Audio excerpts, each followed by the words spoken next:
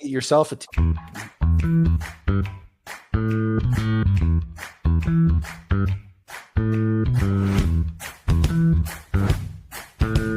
You're listening to the Common Fan Podcast, a Husker football podcast for the common fan by the common fan.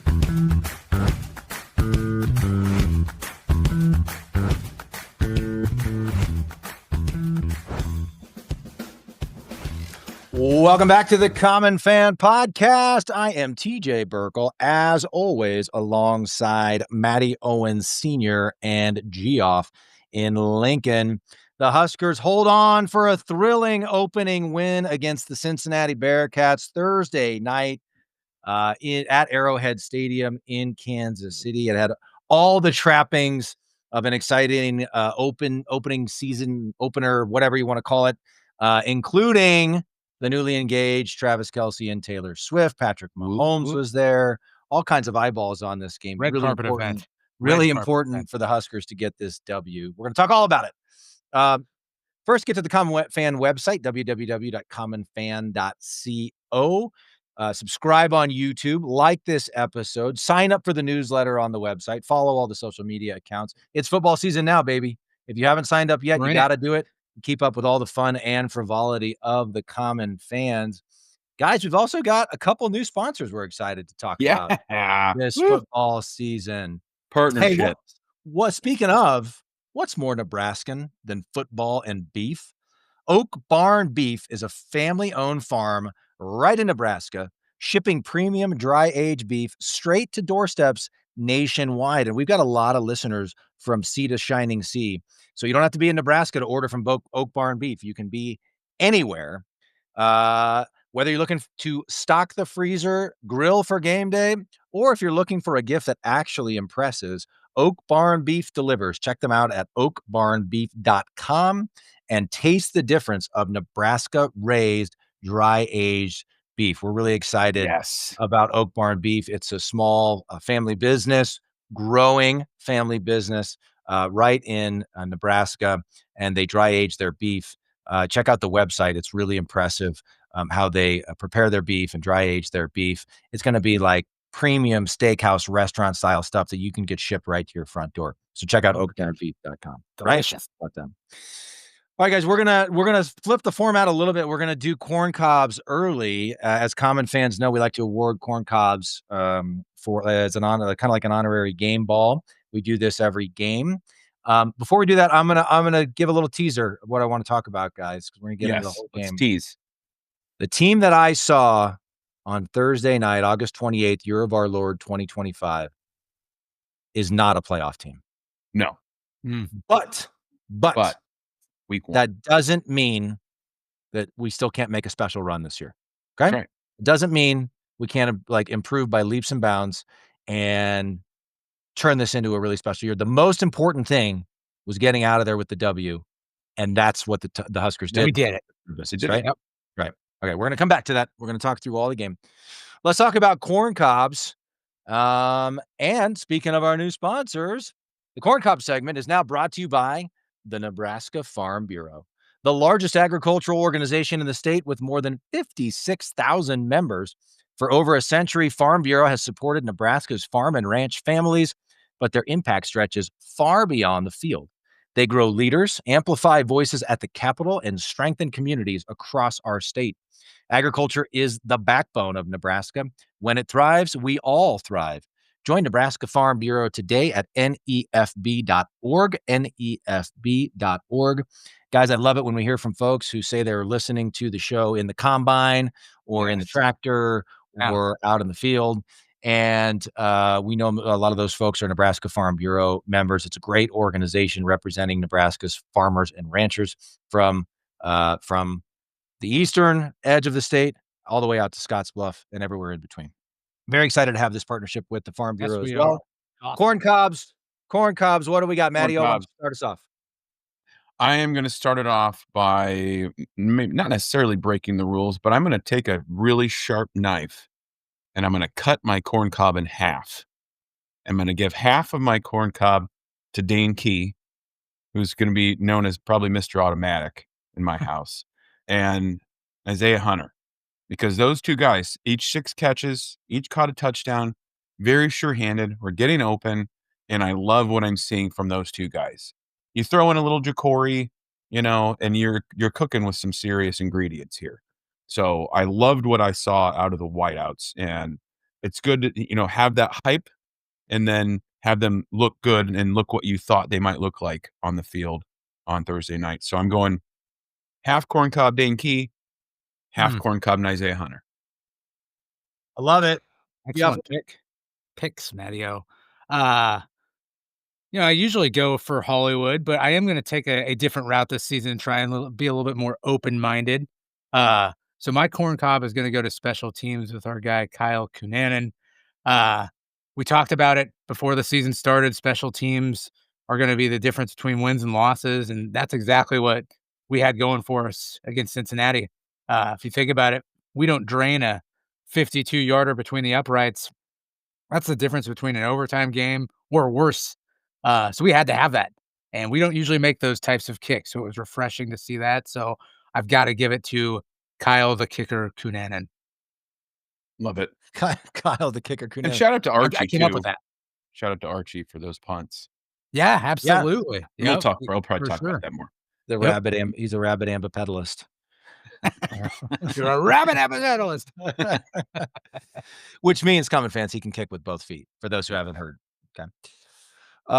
My corn cob is going to, I'm going to split mine in half too. But we're going all offense and special teams, I guess here. I thought Emmett Johnson looked fantastic. Yes. We said it, not to pat ourselves on the back, but we're going to. We said it last season, going into last season. One could argue that whenever he got his chance on the field, he proved it. It's clearly obvious this season, but Emmett's the best back on the roster.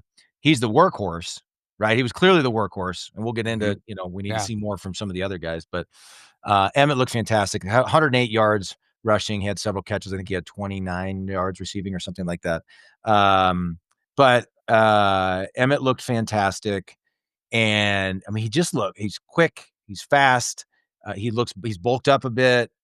Just a solid all-around back. And then, of course, Dylan Raiola. And I think we did this last year. I mean, you could give Dylan the corn cob every episode. Right. And so we want to give him a shout out here. This first one, I'm sure we'll give it to him again many times, but also he just gets like an honorary corn cob for the season because he could probably get one just about every game, every episode. But Dylan looks solid. And look, we'll talk about this. He wasn't asked to do a ton. The Huskers didn't take a lot of deep shot, but he completed almost 80% of his passes. He looked solid. He took off and ran and got a key first down. And it just I'm excited to see, like, in the coming weeks, as this offense, I think, evolves a little bit more, what's all in store for Dylan and this offense. Because I think there's more under the hood than what we saw on Thursday. So I'm excited to see what that's all about. So our 3 corn cobs were given to 5 players. So Kyle Cunanan, Dane Key, Isaiah Hunter, 2 newcomers we got in the transfer portal who made an impact right away. And then, of course, the stalwarts, Dylan Raiola and Emmett Johnson. Okay, boys.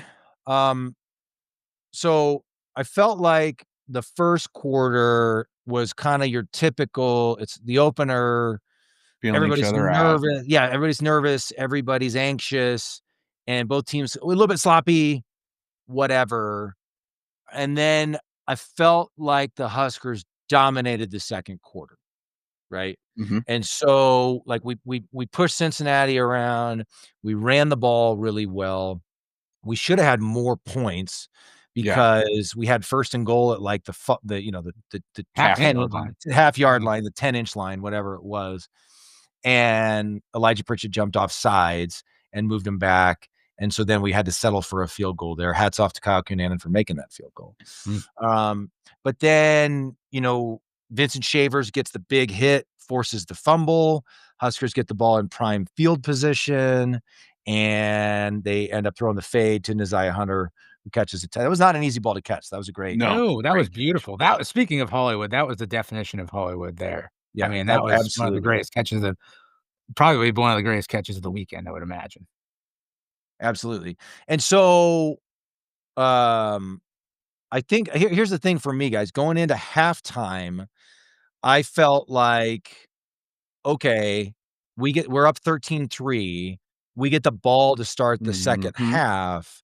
We're for sure gonna go down and get points, probably score a touchdown.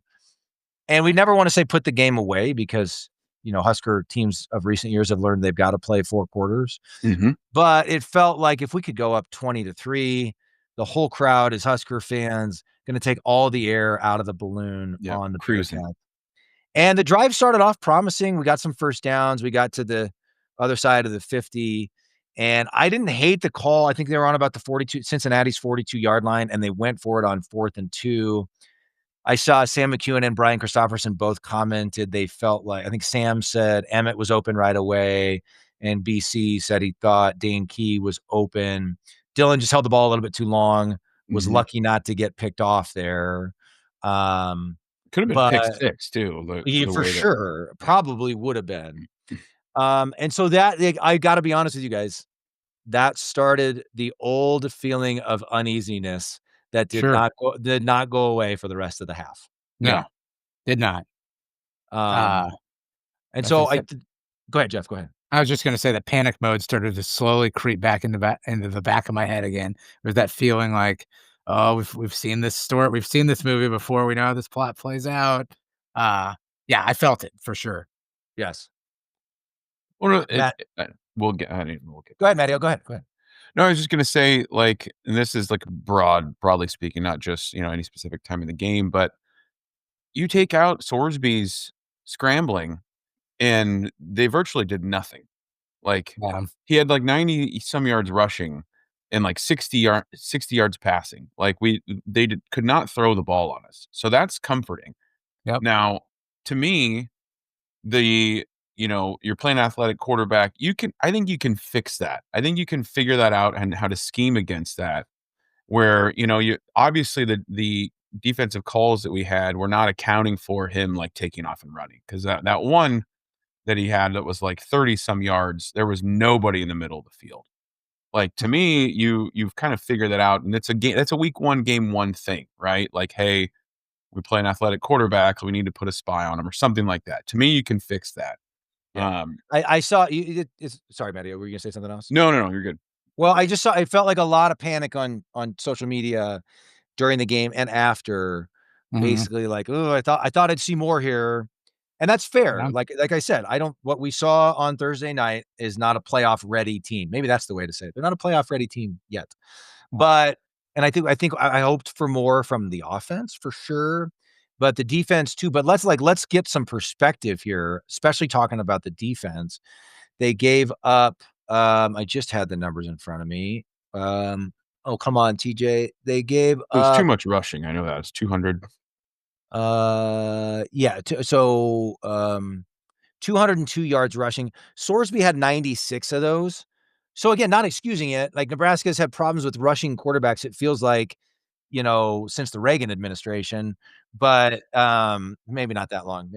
I guess those teams in the 90s were pretty good. But so not excusing it, you gotta, a lot of people were commenting on social media. Could we put a spy on Sorsby, please? Like somebody who's like solely Yeah. responsible for him and not let him take off. But if you take away that, which was kind of an X factor that Cincinnati had, Sorsby only had 69 yards passing, and, they had what's 202 minus 96? A little over 100 yards rushing outside of what Sorsby did. Mhm. And so that and 271 yards total and 17 points. Like, you'll take that. If you Yeah. give up again, I don't know how good Cincinnati's supposed to be or whatever, but you'll take 200 keeping them below 300 yards. yeah, There were some busts at bad times, and that was concerning. And there were times when it felt like the run defense was really strong, and there were other times it felt like they were getting pushed around. So again, I think Mhm. it's too early to say. It's too early to say, yes, Yeah. one this team's game, gonna shut Michigan down or whatever, right? yeah, But the most important a buddy of mine who's just a big college football fan, he's not from Nebraska. Well, he grew up in Nebraska somewhat. He's not a Nebraska fan. Called me before the game. He's like, "Look, you guys just need to get the W. I don't care if it's a yeah, one-point W. Yeah. You've yep, gotta get out of there with the W." And I think that's what we talked about with Michael Severe and in our preseason episodes.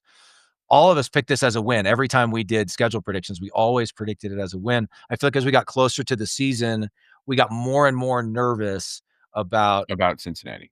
neutral site game. It's Yep. not a cupcake. It's a Big 12 team. They have a few dudes. Yeah, Mhm. and Michael suggested he thought Sorsby was really good, and they have some free that Dante Corleone was as advertised, I felt like, Mhm. and so it was like and especially I mean, guys, when they were driving down the field at the end of the game, I was like, "They're in field goal range." Yeah. Yeah. Thank God. Yeah. At best, we're going to overtime, Yeah. Thank right? God for the inexplicable play call by Cincy there. I don't know. I'm not like the biggest game manager, but I don't know what the hell they were thinking throwing that fade to No the end kidding. zone when Just they were have this Sorsby keep close. running it. Yeah. Run It and felt get in it the middle of the field, line up for a quick field goal. Thank God they didn't do that. Thank God they didn't do Like, I'm that. sure the call was like, to me, like, they're trying to get the lead and get out of there with a win in Yeah. regulation is what I felt like. yeah, That's the yeah. reason I think that's the reason you make a call like that, like, go for the throat kinda thing.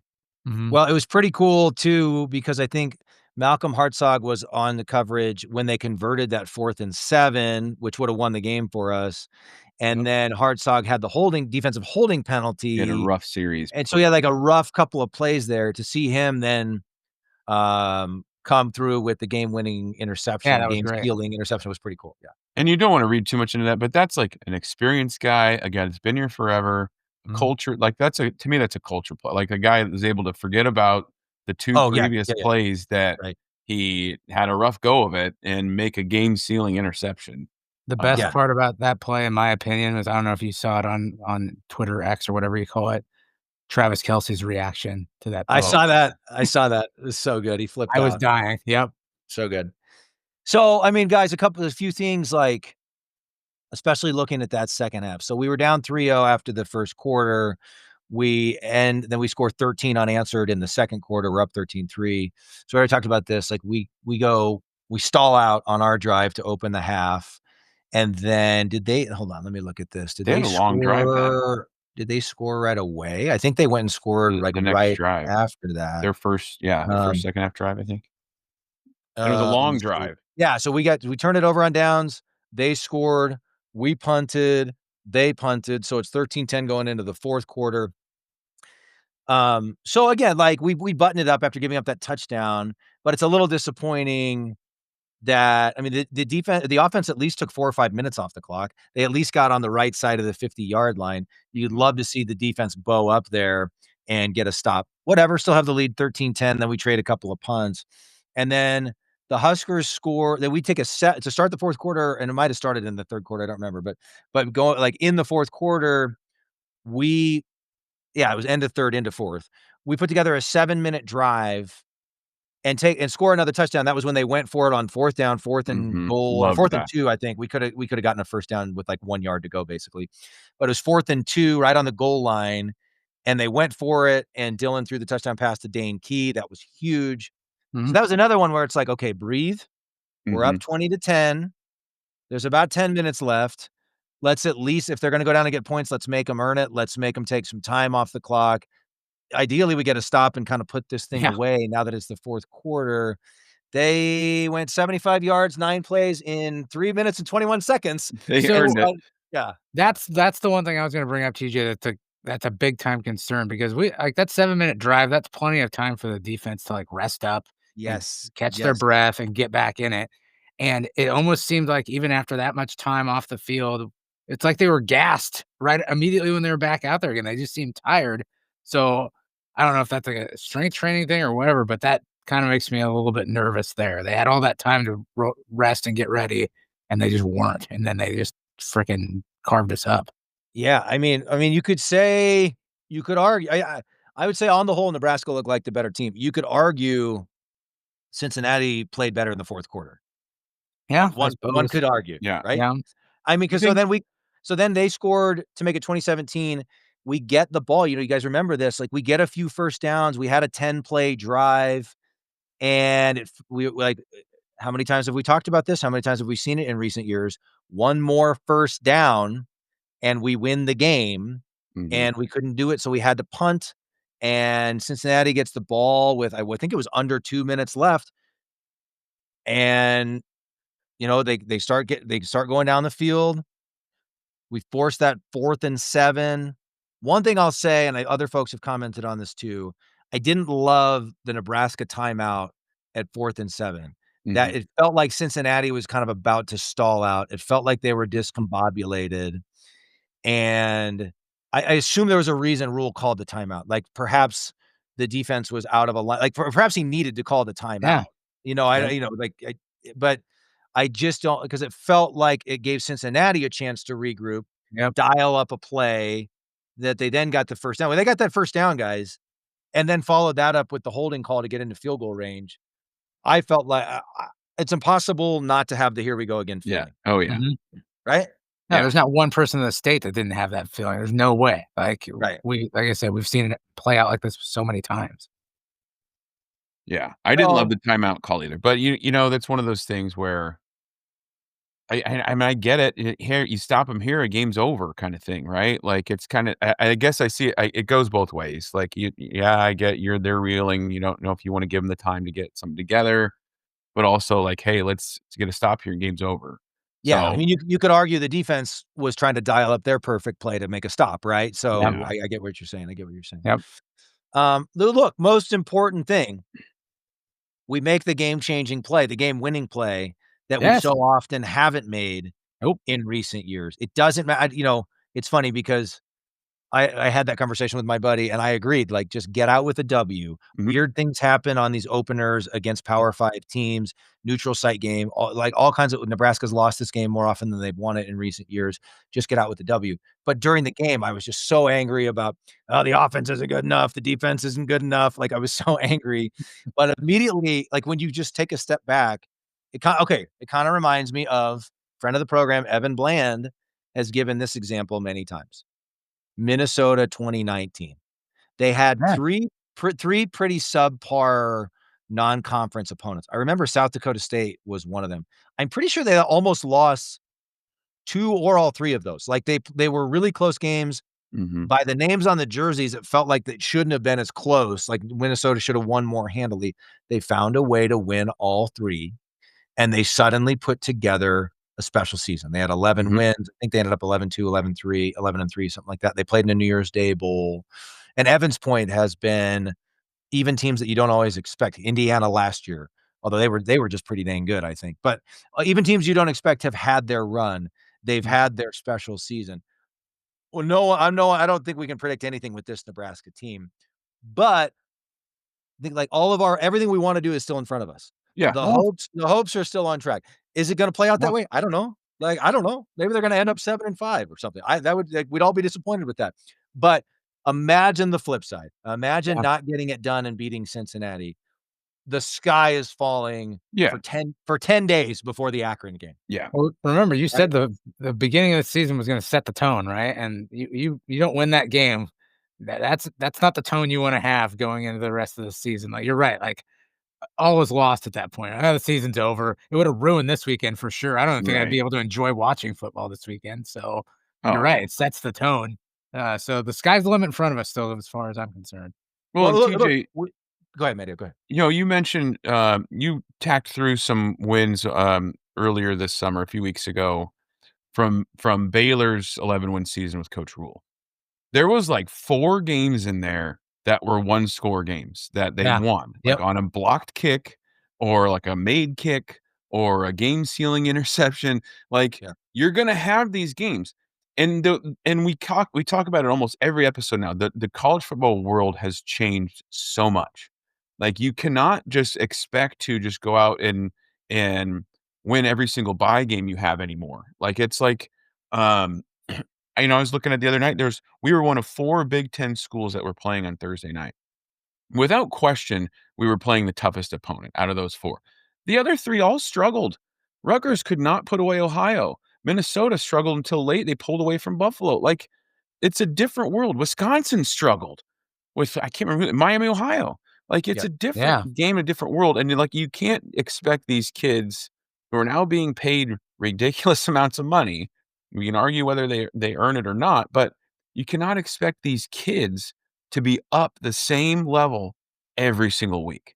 They're looking ahead, right? Like, I'm yeah. sure we have guys that are looking ahead, like, "Hey, we play Michigan in a few weeks." Like, it's just the nature of the beast. So, like, we just do need I know part of it is I think we've built this team up just like we do every year throughout a We always long do. off season, like, Yeah. oh, I know what it's going to look like. Raiola is going to throw for 300. Each one of his stud receivers is going to catch a touchdown. It's going to be, we're going to score 40 points. The games have to be played. And Yep. kudos Yeah. to Cincinnati for being in a cover 3 like the whole game. So like, you know, when an average common fan like me saying like, God, we're really dinking and dunking these guys. Like, there's got to be a reason for that. Well, that's why. You know, you come to find out later after some reflection and like, hey, what happened? What happened in that game, right? Mhm. After the adrenaline, the anxiety all goes away. It's like what the hell just happened? They're in a cover 3 like the whole game. Kudos to them because we couldn't throw it. We executed to what I think was probably our game plan against that. We Yep. executed it really, really well. Yep. Like they're planning on you know, overthrows, or they're planning on Dylan being off, thrown into the zone, and he's really good in the zone. So he did a great job, and I think that was just the game plan was we're gonna dink and dunk these guys because we don't want to take a shot deep and try to throw into, you know, into 3 deep coverage. So Right. Yeah. I don't even know what I started with, guys, there. I just was rambling. Well, you But went on. the point, I think the summary is, let's just relax. We got the win We got the against a W. Power So 4 conference opponent. I saw our buddy Dave Fight. We Yeah. can call him a friend of the program, can't we? Dave Fight. Fight can write. yeah. He said first Power Conference season opening win for Nebraska since 2003. I saw that. First, Yeah, I did see that. Yep, you're right. Crazy. so like, hey, let's take it. Let's take Yeah. it and everybody chill. Nobody's gonna We'll rain on go. this We got parade, a Owen. couple No of one's gonna get rain on right, this parade. No, not couple of even you, get right TJ. You're not games gonna rain on after this a win. parade. Like, let's take it. No, you mentioned NIL. You started talking about NIL there. Did I hear this right? When I was watching the game, they were talking about Archie, the punter, and they showed that clip from the press conference that went viral. And they said that because of that, I think he's gotten a ton of different like endorsements and NIL deals thrown at him. So shout out to our guy Mitch Sherman for just getting people paid, asking that question and just getting With the a dude. good old Mitch with a jerk question. Let's Friend of get this kid crying. Yeah. The friend other thing though, friend of the program. friend of the program. The other thing Yeah. is We love you, Mitch. take the W any way you can get it. And I'll tell you, any way you can get it is right because for that game to be considered a Cincinnati home game is the funniest thing to me ever. Like, I think they had 3 or 4 third down false starts because of the noise in the stadium. We traveled so freaking well for that game. That was wild. That place sounded so loud even on television. Yeah. Like, the team played great, but our fans showed out too and made a huge, huge difference in that game. That was awesome. I saw that they had to open the gates early for tailgating because they weren't gonna open until 3:30, but the line was so long just to get in that it stretched out onto the highway, and I think people just started tailgating Yeah. in line to get in to tailgate in the parking lot. Yeah. I saw Yeah. the photos and videos. People got their tables out and everything. Um, And then we got well, Husker and Husker fans also got a shout out from the mayor of Kansas City. He's like, "Thank you for spending money at our hotels and our bars and restaurants. You're welcome Here's back the key to here's the anytime." key to the city, Husker fans. The key to the city. well, even Cincinnati coach Scott Satterfield commented on that and commented how it affected the game. And I sort of wondered if that was like a little bit of a blow at the athletic director. Like, hey, thanks for turning this home game Yeah. for us into a home game for Nebraska. I mean, yeah, But hey, we'll take it. The briefcase full of Yeah. money is worth it, sir. not our Yeah. problems. Not our problems, Satterfield. Well, so I mean, so back to the point about getting the win. Look, we're going to beat Akron. We're going to beat Houston Christian, right? Mhm. Next, so we're going to be 3-0 going into Michigan, and it's cliche, but a lot of people always say you make the biggest improvement between week 1 and week 2. Now we can breathe. Mhm. Yeah, we can expect to win the next 2. Although I saw Wyoming struggled with Akron, they only beat them 10-0. 10-0. Yeah. Yeah. Yeah. But whatever. I don't know. At I don't know. Akron. I think that was I don't know. But anything else. also, you can look at this way. Akron couldn't even score a damn point Yeah, against right, Wyoming. right. So, So I think you got 2 full weeks now, really 3 weeks of practice before the Michigan game and 2 more games to work out some kinks, keep Mhm. working, keep getting guys reps. I mean, get some there's a lot running of backs, youth- get some other youth running on- backs, Yeah. some carries, get a Yes. little tread off the old Emmett Brown's tires. Exactly. 88 miles per hour. Mhm. Okay, hey, so let's end with we can kind of keep going with what we're talking about here. Some reasons for concern and some reasons for excitement after week 1 against Cincinnati. All throughout a reason for concern on your point, Matteo. Emmett is clearly the bell cow back. We saw Mekhi Nelson come in. We saw Isaiah Mosey come in. Love that the true freshman got some run, touches. but didn't see a lot from the other two backs. Now the carries were sparse. Let's be clear. They would get like a carry or two, and it was just to give Emmett a breather. And it's funny. I think Fight was the one who made this point on Twitter. Like, Husker fans forever have been like, can we just have one bell cow back, please? Now we got him. And now we got him. And everybody's like, we need more we need more running backs in the rotation. Never good enough. Never good enough. But I like, we can't do it all. What you hope is Emmett can get some reps these next two games and then get off the field. Yeah. And because Nebraska's got the game in hand, one, to keep his legs fresh, but two, let's get some other guys in the rotation. So that'd be, I guess, that would be a reason for concern, a bit of a reason for concern. 32 touches between carries and receptions for Emmett. Like, And you could probably spread out, like, take a few 5 or 6 away, 7, and spread those out amongst the other guys. Maybe not against Michigan, but the next 2 weeks, I don't think we need to get Emmett more than 20 touches. Exactly. We shouldn't need to. Exactly. All right, what else? Reason for concern, reason for excitement. I'll go. It's obvious. Defense, just kind of what we saw there. Letting it get that close down to the wire is a reason for concern, obviously. Like I said, wasn't real happy with what I saw, letting their quarterback just run free and impose his will on us. I guess if there's a bright side to it, they did end up closing out the game, but that it was a little bit too close for comfort when it comes to defensive play. So I'm sure that's the most obvious one on the board, but that's the one I'm going with. I'm going to take yours a step further and get more specific with it. I think the front 6 or front 7 in the run game, like they're because even though I said it, earlier, it's just like, okay, Sorsby, you take away the, but there were some runs where it's like, okay, 1st and 10 there, and they get 6 or 7 on 1st and 10. We can't have that. You got to hold those to 1 or 2 or 3 at the most on 1st and 10. So we got to shore that up a little bit. And I think we can. I think a lot of that says younger guys, the defense, I think, if this makes any sense at all, I think looks more explosive and athletic than they have the last couple of years, but I don't think necessarily as strong, if that makes sense. And I think a lot of that is, it's absolutely losing Ty and Nash in the middle there. But I think you can improve on that. I think we'll see RVP get a little saltier, a little bit more improved, and Judy and those guys in the middle and on the D line. I'm gonna go one more though, real quick. The offensive line run blocking, even though Emmett I thought did a good job, they need to do a little bit better in the run blocking, I think. And it wasn't completely obvious to me until I saw like the run blocking grades. Heinrich Harburg had the best run blocking grade of all the Nebraska Cornhuskers. You can't have a converted quarterback as a tight end having your best run blocking grade.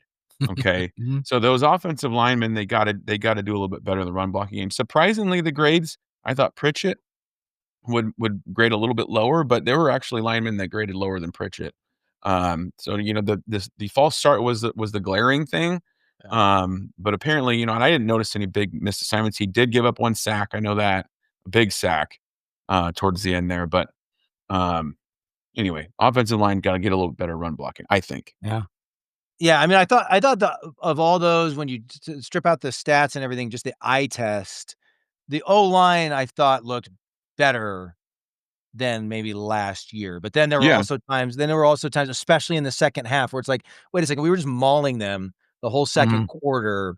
Let's put this thing away. Like, what's going? So there were times, and then also like it felt like, and I know they were bringing pressure and bringing extra guys, but it felt like Dylan was under pressure. Like we got a little bit lucky there, guys, because Dylan Bonner had that fumble. I hope he's okay, by the way. He might be out for the year. Did Rule comment on that? Do we have an update? I haven't heard yet, but it was like right on the dang knee. He got hit. Yeah. Like, I know Rule was kind of was pissed off about the hit and thought it might have been dirty or something like that. But yeah, I don't know. Hope he's okay. But that ball that he fumbled, that ball rolled out of bounds. Dylan got stripped, and the Cincinnati guy, instead of falling on it, tried to pick it up and run with it, and ended up knocking it right back to Dylan. So we lucked out there. We did.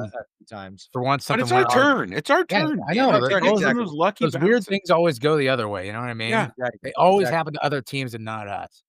So I'll give a couple reasons for excitement. A lot of true freshmen on the field. Mhm. I saw Yeah. we talked about Isaiah Mosey, Cortez Mhm. Mills Yeah. had a catch, Catch. true Mhm. true freshman wide receiver. I saw Dawson Merritt on the field. I'm sure there were others. I'm just going by what I saw. I was trying to keep track of it during the Quinn game. Clark had a catch. Quinn Clark, etiquette, nice. He's a redshirt freshman. But just speaking of the youth movement in general, Williams Yes. Winery, Mhm. he really stood out. And that's Yeah. the guy who was a 5-star out of high school, spent a year at Missouri, and then transferred to Nebraska. And he was the one I think everybody was like, he's gonna be good, but it could be a couple years. And by the end of fall camp, it was like this guy is ready to go. And he showed it. I mean, he made Yeah. some plays where like he came from, pretty far away to make the tackle, or like he initially wasn't in on the Mhm. play, and then suddenly he's there making that. He was kinda all over the field, Yeah. and I feel like he's only gonna get better. So, the youth movement Youth was movement. promising, I like promising. that. The Yeah. youth movement. And then Youngry. They're young and hungry. even Youngry. on the defense, guys, again, I'll go back to this. If you had told us they're gonna limit Cincinnati to 271 total yards, Cincinnati's gonna only throw for 69 yards. Yeah. Then again, they had 202 yards rushing, which is frustrating, but about half of that is Sorsby scrambling. Yeah, Mhm. true. The defense is pretty good. Again, does Yeah, that mean not bad. they're gonna hold up when the Michigans of the world try to pound the ball down our throats? I don't know. But, it's not all bad on the defensive side of the ball. And Yeah. then the other another reason for excitement, I'll say, I thought the defensive backs looked pretty good. Yeah. They Yes. right out of the chute, they tried to throw it up, and, the new guy, Andrew Marshall from Yeah. He Idaho, can play. had his guy locked down. Mhm. There were several of those where the D-backs were all over their guys. I thought the defensive backfield overall looked pretty good. You know who's I good? Is Donovan Jones, the Omaha kid. Yes. He's a Yes. good ball player. He's gonna be Definitely. a starter for sure next year. Yeah, for sure, for sure. And then I'll say, like, just in general, okay, here's the offensive numbers. I'm gonna list this as a reason for concern, just with you know, with some caveats. But here's the offensive numbers. Dylan had 243 yards passing. He was 33 of 42. Again, that's 77, almost 78%. I mean, that's pretty dang good. Yeah. Um, 2 touchdowns for Dylan. Only had 113 yards rushing. You'd like to see that be a little bit better.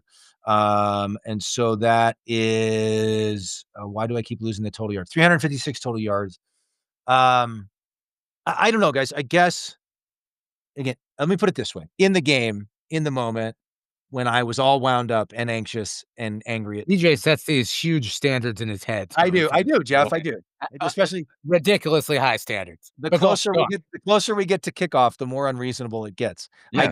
texted our group of friends, like group of 12 fantasy football guys, that I thought that the offense was gonna score 45 points, if you guys I recall. did. You did. Yeah. This is So, but there were times during the game where I'm like, "Ah, this is Satterfield plus.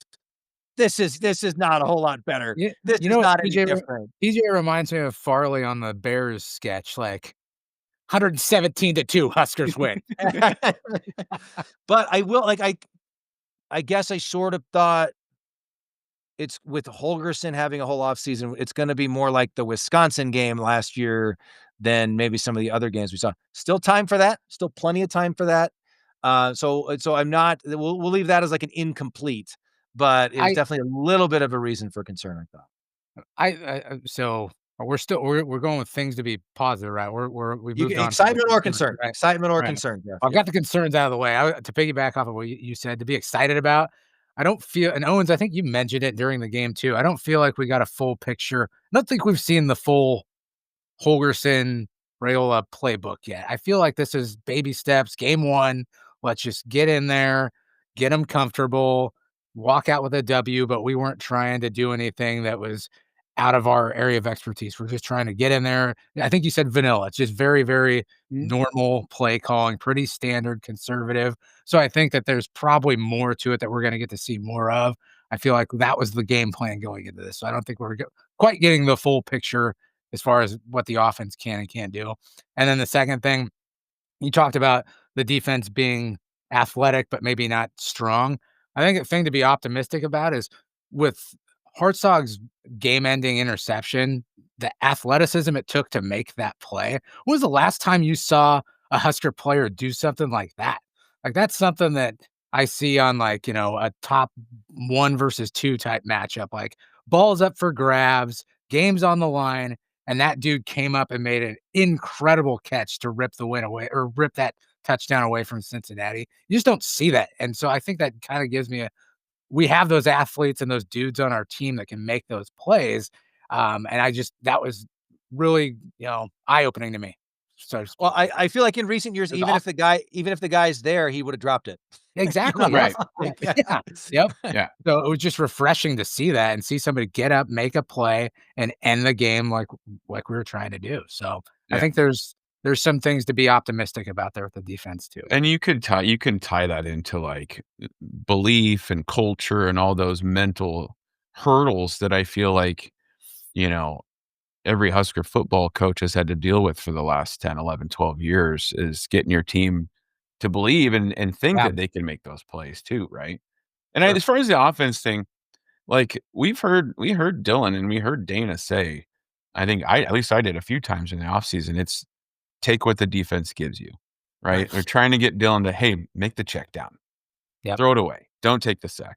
So he did that the whole game. Like, and so I think it's gonna be dictated it's really is gonna be dictated game to game what the offense is gonna look like. I mean, Dana's a freaking offensive genius.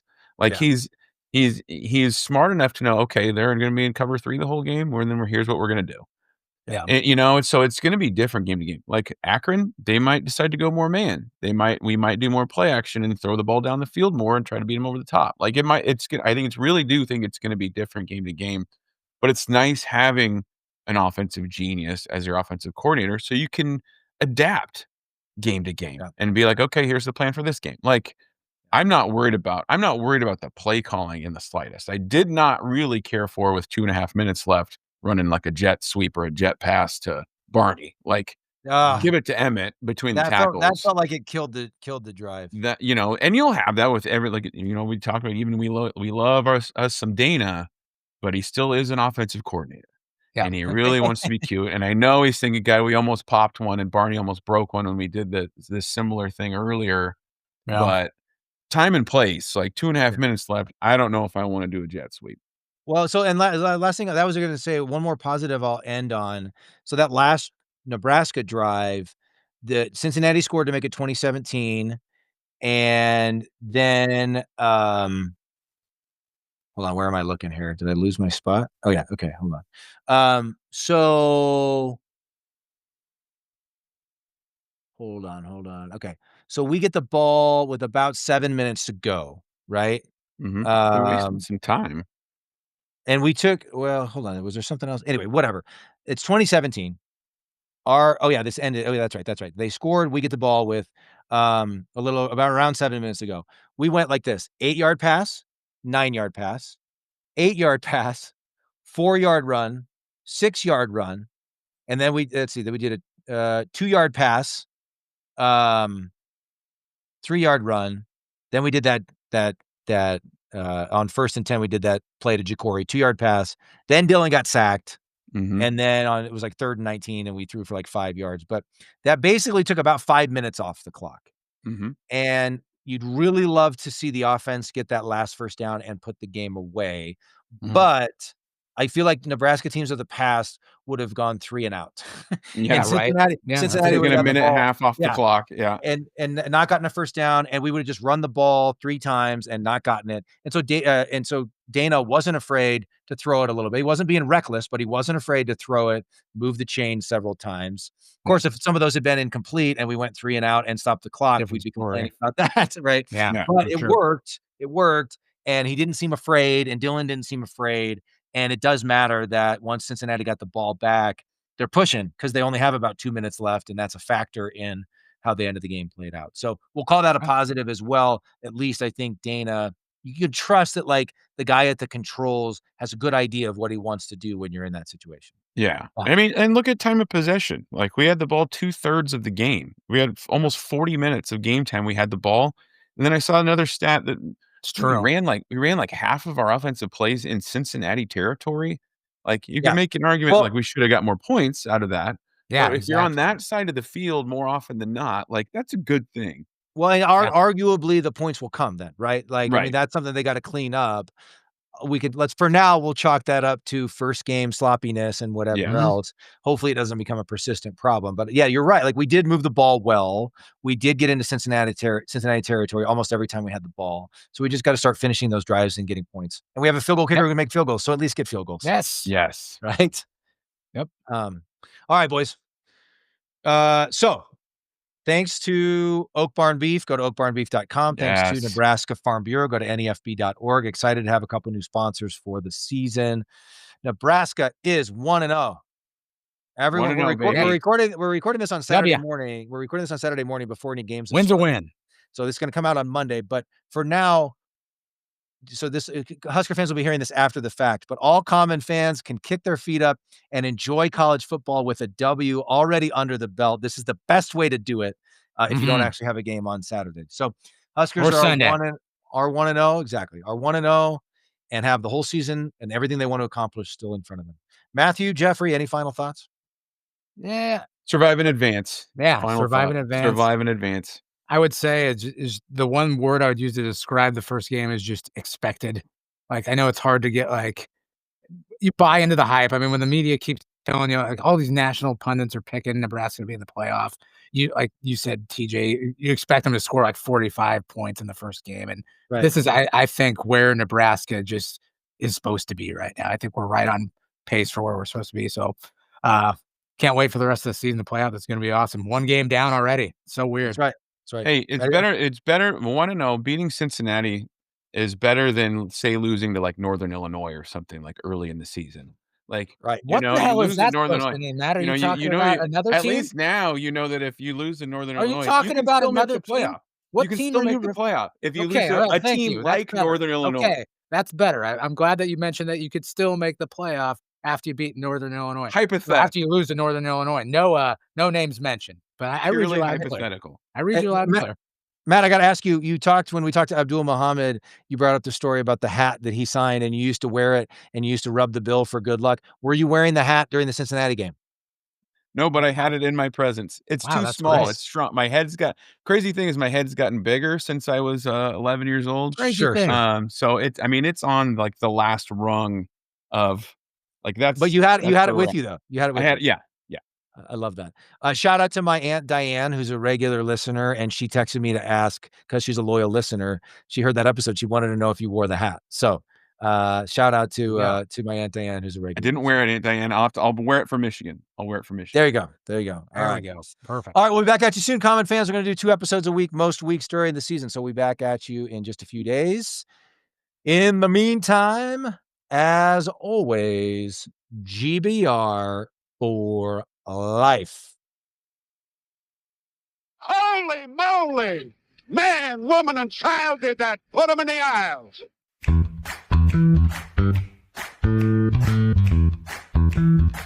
And Nebraska takes the lead.